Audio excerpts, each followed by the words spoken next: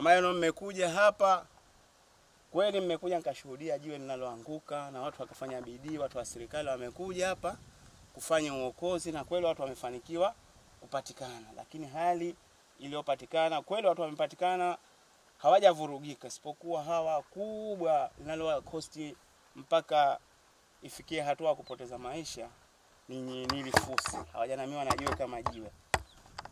Dakika za mwisho kutoka kwenye hilo jiwe ndio limewafunika hilo fusi. Ndio waliofariki na wawili wamebahatika, Mwenyezi Mungu awajalie wamebahatika wametoka, kwa sababu muda wao bado ukalipo. Kwa sababu watu walikuwa ni 4, lakini wawili walitoka, wawili kabakia. Na wawili wanaobakia ndio waliokufa.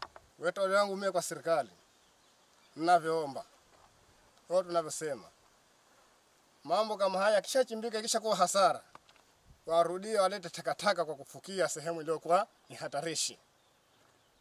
Sehemu iliyokuwa ni hatarishi, kwa sababu sehemu iliyokuwa ni jiwe limeshakaa alama mfano, lakini hujui kama itaanguka leo au itaanguka kesho.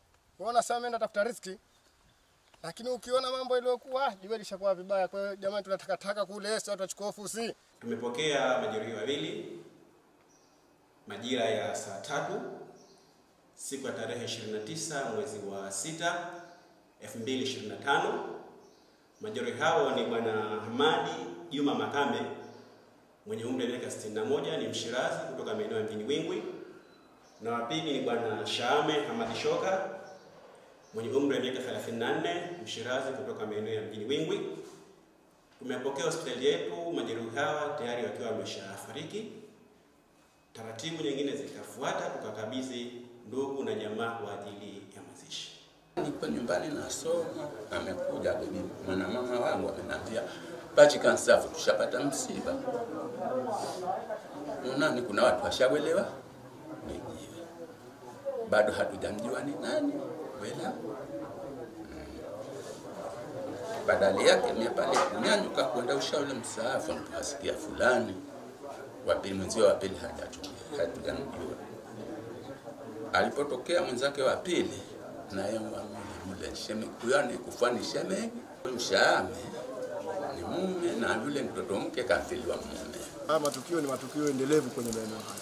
Tarehe 23 Januari mwaka 2025 kuna msichana Adia naye alipoteza maisha kama pale.